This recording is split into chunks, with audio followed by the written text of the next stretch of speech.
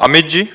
जी राधे राधे भगवान, आपके चरणों में कोटि कोटि प्रणाम। महाराज जी, मेरे बचपन से हमारे घर में मांस पकता था और बचपन से ही मैं भी मांस का सेवन करता, परंतु विगत 1 वर्ष से मुझे आपके श्री वचन सुनने का सौभाग्य प्राप्त हुआ और पिछले 6 महीने से मैंने मांस खाना छोड़ दिया और हमारे घर में भी मांस नहीं बनता। गुरुदेव, आपका सत्संग सुनने के पश्चात अर्थ से भी मोह थोड़ा कम हो रहा है, पर कुछ मित्रों से इस विषय पर चर्चा की तो उन सबका मानना है कि आज के दौर में इस पैसा ही सब कुछ है, और वो तो इस बार स्त्री संबंध को भी गलत नहीं मानते कि सब लोग शादीशुदा हैं। एक हम श्री जी तुम्हें के आशीर्वाद। हाँ सुनो, एक हम तुम्हें कथा सुना रहे हैं, फिर इसका उत्तर देंगे हम। ब्रह्मा जी के 4 पुत्र हैं, प्रकट हुए सतयुग, त्रेता, द्वापर और कलयुग। ब्रह्मा जी ने संपूर्ण भुवनों का निर्माण किया है, क्योंकि सृष्टि रचना का कार्य ब्रह्मा जी को है। तो ब्रह्मा जी ने चारों पुत्रों को बुलाया, सतयुग, त्रेता, द्वापर, कलयुग को। सतयुग से कहा, बेटा हमारी आज्ञा है, यद्यपि मैं तुम्हारे स्वभाव को जानता हूँ, तुम अपने राज्य में ऐसा कुछ विधान करना कि हमने नरक बनाया है उसमें भी प्रवेश हो, खाली न रहे। तो उनका पिताजी, ऐसा नहीं हो सकता, हमारे राज्य में कोई नरक नहीं जा सकता। द्वापर से त्रेता से कहा, त्रेता ने कहा हम अपने बड़े भाई का अनुगमन करेंगे पिता से। द्वापर की तरफ देखे, बोले आपको निराश नहीं करेंगे, प्रयास करेंगे। कलयुग से कहा तो कहा, पिताजी जैसे बड़े भाई ने कहा हमारे राज्य में कोई नरक नहीं जाएगा, ऐसे हम आपको वचन देते हैं कि हमारे राज्य में कोई बिरला ही बच जाए तो स्वर्ग या भगवत प्राप्ति करें, सीधे सबको नरक भेजेंगे। समझ रहे हो ना? हाँ, अब तुम्हारे प्रश्न का उत्तर दे रहे हैं। हम कलयुगी प्राणी केवल इसी की प्रधानता रखते हैं, जहाँ शास्त्र आज्ञा करता है उसको रौंदने वाले इन मूर्ख, जिनकी मूर्खता बढ़ी हुई है, इन मूर्खों की बातें प्रमाणित थोड़ी है। त्रिभुवन में किसी की ताकत नहीं थी कि रावण को हरा सके, केवल यही दिमाग, यही जो तुम दिमाग बोले ना, मनोरंजन है। तो मंदोदरी छाती पीट के कहती, रहा न को कुल रोवन हारा, केवल इसी बात ने।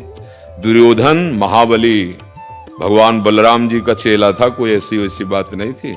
और भगवान व्यास देव जी के द्वारा प्रकट हुए 100 पुत्र थे, लेकिन द्रौपदी पर गंदी नजर, बड़े भाई की पत्नी पर गंदी नजर, तो क्या हो गया, 100 के 100 बन गए, 100 के 100 बन गए, मिट्टी में मिल गए। और सब महाबली थे, 10-10 हजार हाथियों का बल रखने वाले सब थे।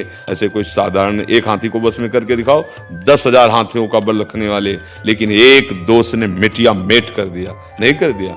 अब ये जैसे बातुल भूत दिवस मतवारे, ते नहीं बोले हैं बचन विचारे, तिन कर कहा सुने। भैया आप खुद देखो, गंदे आचरण करके देखो और अच्छे आचरण करके देखो, बेविचार करके देखो, ब्रह्मचर्य रह के देखो, सात्विक भोजन करके देखो, राक्षसी भोजन, खुद अनुभव करके देखो, भगवान का नाम लेके देखो, और संसार के आचरणों को, गंदे आचरणों करके चिंता, शोक, भय, आगामी भय की कल्पना, नाना प्रकार के शोक, ये तुम्हारे हृदय को घेर लेंगे। चाहे जितना रुपया जमा कर लो, चाहे जितने तुम बढ़िया मकान बना लो, चाहे जितना भोग सामग्री इकट्ठा कर लो, ये सब बेकार हो जाएगा। एक क्षण में काल एक ऐसा तमाचा मारेगा, सब फैल जाएगा। इसलिए अच्छे आचरण करो, अच्छा भोजन करो, नाम जप करो, गृहस्थी में हो, काम वेदना आवे, अपनी पत्नी को पाणी ग्रहण जिससे किया, उससे पत्नी को चाहिए कि भगवान ने जब संयोग बनाया तो अपने पति पर ही अपनी वृत्ति सीमित रखे। दोनों धर्म से चलो तो गृहस्थी में रहते हुए, धर्मयुक्त भोगों को भोगते हुए आप भगवान की कृपा पात्र बन जाएंगे।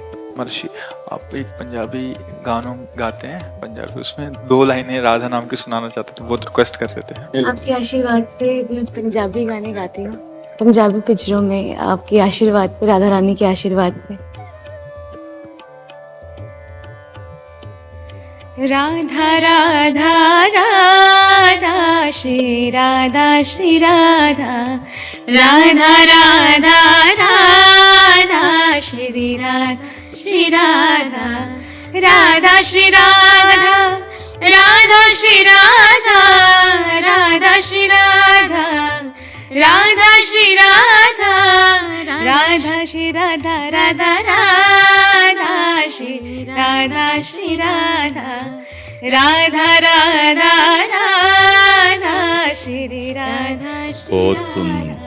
अब आप जो पंजाबी गाने में अगर किसी महापुरुष के पद याद, जैसे बुल्ले शाह या किसी महापुरुष, एक सुना दो, बहुत सुंदर स्वर है आप लोगों का। मैं लजपाला दे लड़ लगियां, मैं लजपाला दे लड़ लगियां मेरे तो गम परे रहंदे मैं लजपाला दे लड़ लगियां मैं लजपाला दे लड़ लगियां मेरे तो गम परे रहंदे मैं लजपाला दे लड़ लगियां मेरे तो गम परे रहंदे मैं लजपाला दे लड़ लगियां मेरे तो गम परे रहंदे मेरी आसां उम्मीदां दे मेरी आसां उम्मीदां दे सदा बूटे हरे रहंदे मैं लजपाला दे लड़ लगियां मेरे तो गम परे रहंदे। बहुत सुंदर भगवान ने आपको वाणी दी है, बहुत सुंदर। एक लाइन आप कहें तो एक बार सुनो। हाँ सुना दीजिए। राधा के प्यारे राधा के प्यारे मीरा के शाम मीरा के शाम आ जाओ मेरे भी कभी कोई काम आ जाओ मेरे भी कभी कोई काम राधा के प्यारे सगर जगत के पालनहारे सगर जगत के पालनहारे हमरी नैया तुमरे सहारे हमरी नैया तुमरे सहारे अब तुम ही लगाओ बेड़ा पार अब तुम ही लगाओ बेड़ा पार राधा के प्यारे राधा के प्यारे राधा के प्यारे मीरा के शाम आ जाओ मेरे भी कभी कोई काम आ जाओ मेरे भी कभी कोई काम। आपसे मिलने की बड़ी इच्छा मतलब दिल से इच्छा थी कि हम आपसे मिलें। हाँ श्री जी की कृपा से इसे आपका आशीर्वाद बस हाँ बस नाम जप करते रहना। हाँ बहुत अच्छे। सुमन दास जी, राधे राधे। राधे राधे महाराज जी, आपके चरणों में कोटि कोटि प्रणाम। महाराज जी, हम इंद्रियों को कैसे जीतें? अगर हम हठ पूर्वक इंद्रियों को विषय भोगों से रोकें तो भी मन बार बार विषयों का चिंतन करता है, इससे भी क्या हम दंभी या मिथ्याचारी कहलाएंगे? ऐसा क्या करें महाराज जी मन विषयों की तरफ किसका ही ना जाए? प्रश्न है बच्चा? पहला शब्द है त्याग, फिर दूसरा शब्द है वैराग्य, फिर तीसरा शब्द है उपरति। पहले शब्द में शांति शब्द का प्रयोग भगवान ने कह दिया, त्यागात शांति अनंतरम। त्याग का स्वरूप होता है कि जैसे अंदर से भोग लालसा है पर बाहर से हम अधर्म आचरण नहीं करेंगे, इसका नाम त्याग है, इसे त्याग कहते हैं। उसने प्रथम सीढ़ी पे पैर जमाया कि भोग की इच्छा है पर मैं अधर्म आचरण के भोग नहीं भोगूंगा। अब इसके ऊपर आगे जब उसकी वृत्ति भजन के प्रभाव से बढ़ी तो उसे कहते हैं वैराग्य।